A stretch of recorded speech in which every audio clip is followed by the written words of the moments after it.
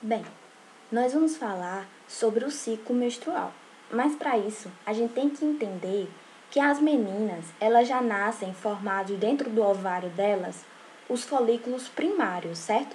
E nesses folículos primários, dentro deles, a gente tem os ovócitos primários ou oócitos primários, como são chamados. Ok.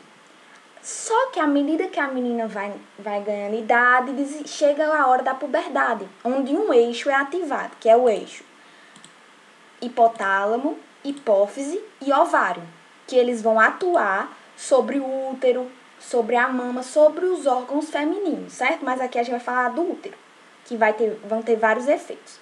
E qual é o objetivo da puberdade? É a possibilidade de você desenvolver folículos para acontecer a ovulação e a preparação do endométrio para engravidar. E isso ocorre todo mês, certo? Aí esse ciclo menstrual, ele é dividido na fase folicular e na fase lútea.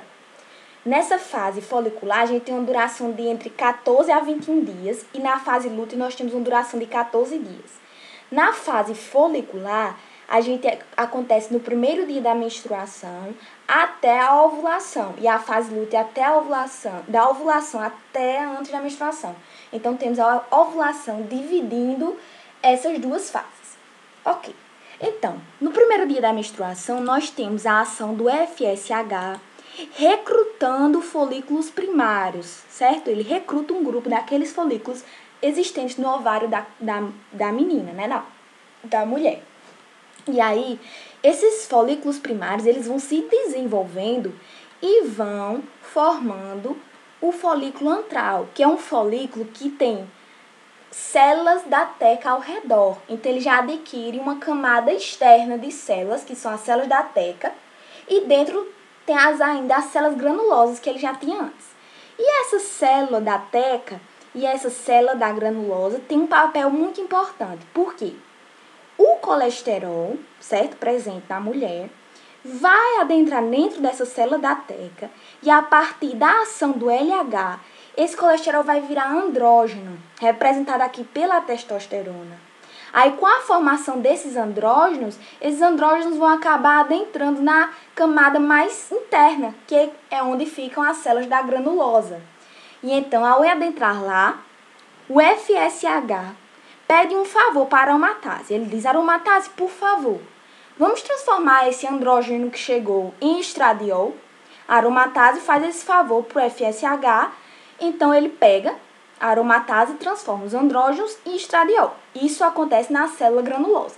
Então, a gente vê que o folículo antral ele vai produzir estradiol e, juntamente com isso, inibina B. Então, temos produção de inibina B e produção de estradiol. Essa produção é crescente.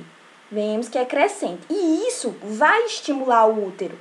Vemos que o útero também sofre ações, né, de hormônios do ovário. Aí tem a fase proliferativa e a fase secretória. Na fase proliferativa, esse estradiol que está aumentando, ele vai agir aqui no endométrio, fazendo com que ocorra a proliferação celular e o desenvolvimento estromal, certo? E então, nós temos aqui e vai aumentando. Só que a inibina B, perceba que a inibina B tem um decaimento, certo? Isso ocorre, pois os folículos antrais, um deles vai se destacar. Um deles vai ter um tamanho maior e é o folículo dominante que a gente chama. Então, um deles se destaca e vira o folículo dominante e os outros regridem, certo?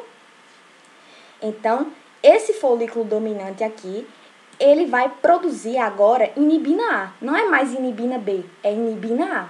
E essa inibina A e esse estradiol do folículo dominante vão ser produzidos e isso vai gerar um feedback negativo na hipófise. Aí aqui você vê e percebe a queda de FSH e LH. Só que tem um momento que o estradiol ele chega em níveis críticos, chega num pico. E isso faz com que ocorra não mais um feedback negativo, e agora sim um feedback positivo na hipófise, que é chamado de onda pré-ovulatória. Que essa onda pré-ovulatória faz com que o ovócito primário que estava aqui dentro, ele estava estacionado naquela divisão celular. Então, ele começa a se dividir. E há também essa ruptura, certo? Do folículo, que é a ovulação, e a luteinização das células da granulose. Quando há a luteinização das células granulosas, ocorre a formação do corpo lúteo. E o corpo lúteo é responsável pela produção da inibina A, do estradiol, aqui, e da progesterona. Veja que agora a progesterona ela tem uma produção muito maior do que o estradiol, certo? E essa progesterona, ela vai agir no endométrio, certo? Provocando a angiogênese. Vemos aqui que aqui tem muito mais vaso do que aqui antes, certo? Que aqui era uma proliferação do estroma. Aqui nós vemos uma angiogênese para preparar o útero para a implantação do feto, né? Então, aqui começamos a fase lútea. Então, se a mulher não chegou feto nenhum, o que é que vai acontecer com esse corpo lúteo? Esse corpo lúteo acaba sendo transformado, fica desgastado, assim, menos sensível à ação do LH, né? E aí ele começa a se degenerar. E se não ocorre a gravidez, ele vira o corpo albicans e começa a se degenerar. E isso faz com que haja decaimento dos hormônios que são produzidos pelo corpo lúteo. Então, a gente vai ver um decaimento desses hormônios, gente. E isso vai gerar um feedback positivo na hipófise para fazer com que a mulher menstrue novamente. E observação, já que há queda desses hormônios, o que é que vai acontecer aqui no útero? Esses vasos formados, eles vão sofrer um processo de inflamação, hipóxia e isquemia. E há então a liberação de citocinas, morte celular e extravasamento de sangue para a cavidade uterina e aí a menstruação da mulher. E aí inicia novamente a fase folicular. Agora, se a mulher fez uma relação sexual e chegou um espermatozoide no momento da ovulação, o que é que vai acontecer? Não vai ocorrer a degeneração do corpo lúteo. Por quê?